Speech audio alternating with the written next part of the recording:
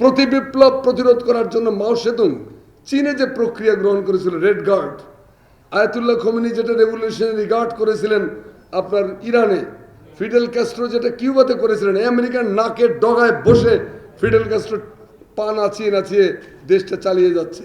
আমাদের রাজনীতিবিদ বা রাজনৈতিক দলগুলো যখন নানাভাবে উৎপীড়িত, লাঞ্ছিত, নিগৃহীত হচ্ছিল, জেল জুলুম গুম খুন, একটা পৈশাচিক অ্যাটমসফিয়ার ক্রিয়েট করা হয়েছিল।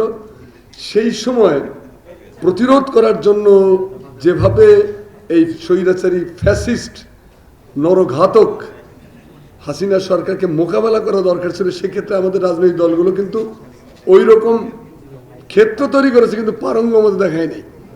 তো সেই সময় হয়তো আকাশে আমাদের সকলের মজলুম মানুষের প্রার্থনা মঞ্জুর হয়েছিল। আকাশে মঞ্জুর হওয়ার সঙ্গে সঙ্গে ইউনিভার্সিটি, কলেজ, বিশ্ববিদ্যালয়, মাদ্রাসা থেকে ঝাঁকে ঝাঁকে আবাবিল পাখি এসে বাংলাদেশকে ভাসিয়ে দিয়ে গেল এবং একেবারে ময়লা মুক্ত ফ্যাসিবাদ উৎখাত করে। এই আজকের এই দিনে এই যে আবাবিল পাখি যারা আল্লাহ পাঠিয়েছিলেন, এই পাখিদের প্রতি শ্রদ্ধা জানাই যারা শহীদ হয়েছেন তাদের প্রতি। যাই হোক, আমি কংক্রিট 2-3টা কথা বলে আমার বক্তব্য শেষ। একটা কথা হলো যে আমরা একটি দুর্যোগপূর্ণ দোজখের ভেতর থেকে বেরিয়ে এসে মুক্ত বাতাসের সামনে দাঁড়াতে পেরেছি, কিন্তু আমাদের রাজনৈতিক দলগুলোর মধ্যে কোথায় যেন একটা অনৈক্যের সুর কখনো কখনো অনুভূত হয়। আমি মনে করি যে এই অনৈক্যের সুরকে অ্যাড্রেস করে এটাকে ঝামেলা মুক্ত করে একটা জাতীয় সরকারের দিকে এগিয়ে যাওয়া ঠিক হবে কিনা এটা ভেবে দেখতে পারেন। 2 নম্বর হলো যে বিপ্লবকে ব্যর্থ করার জন্য পৃথিবীর সমস্ত দেশে প্রতি বিপ্লব হয়েছে, আমাদের দেশে হয়েছে। 15ই আগস্টের পরে আপনার 3রা নভেম্বরের প্রতি বিপ্লব হয়েছে, সেইটাকে প্রতিরোধ করা হয়েছে 7ই নভেম্বরের সিপাহী জনতার রেভলিউশনের মাধ্যমে। কিন্তু তারপরে সেই 3রা নভেম্বরের পরাজিত শক্তি দেখেন 17 বছর বাংলাদেশ দখল করেছিল। কোথাও একটা ভুল তো আমাদের ছিল, সেই জায়গায় এবার যাতে সেই ভুলটা না হয় সেজন্য আমি মনে করি যে রাজনৈতিক দলগুলোর কোনো চিন্তা ভাবনা আছে কিনা যে এই যে আনসার বিদ্রোহের নামে আনসাররা যে কাণ্ডটা ঘটালো, এটা তো একটাই আপনার আইসের মানে সেই টাইটানিক ডুবেছিল যে আইসবার্গ দেখে ওটার মাথাটা শুধু দেখছেন আপনার। স্বৈরাচারী শক্তি উৎখাত হয়েছে ক্ষমতার মঞ্চ থেকে, কিন্তু তাদের দোসর, দালাল, খুনি, ডাকাত, দস্যু, গুন্ডা এগুলো তো সমাজের সর্বস্তরে ছড়িয়ে আছে, প্রত্যেকটি প্রতিষ্ঠানে ঘাপটি মেরে আছে। তো এগুলো মোকাবেলা করবেন শুধুমাত্র ছেলেদের দিয়া, বাচ্চাদের দিয়া বারবার?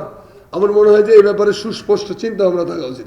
প্রতি বিপ্লব প্রতিরোধ করার জন্য মাও সেতুং চীনে যে প্রক্রিয়া গ্রহণ করেছিল রেড গার্ড, আয়াতুল্লাহ খোমেনি যেটা রেভলিউশনারি গার্ড করেছিলেন আপনার ইরানে, ফিডেল ক্যাস্ট্রো যেটা কিউবাতে করেছিলেন, আমেরিকার নাকের ডগায় বসে ফিডেল ক্যাস্ট্রো পা নাচিয়ে নাচিয়ে দেশটা চালিয়ে যাচ্ছে। 53 বছরের বাংলাদেশে একটা কালচারাল পলিসি নাই, এটা ভাবতেও আশ্চর্য লাগে। ফলে বেনো জলের মতো, গলিত পুজের মতো আকাশ থেকে, অনাবৃত আকাশ থেকে আপনার বিজাতীয় অপসংস্কৃতি আপনার ভেতর বাড়িকে ভেতর থেকে দুর্গ দখল করার প্রক্রিয়া সম্পন্ন করে ফেলেছে।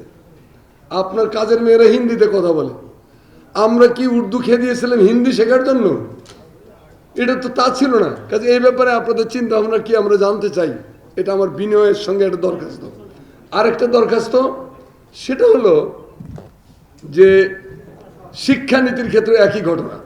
বাংলাদেশ একটা দেশ, 53 বছর একটা দেশ রান করতেছে, তার কোনো শিক্ষা পলিসি নেই, বিশৃঙ্খল উশৃঙ্খল শিক্ষানীতি।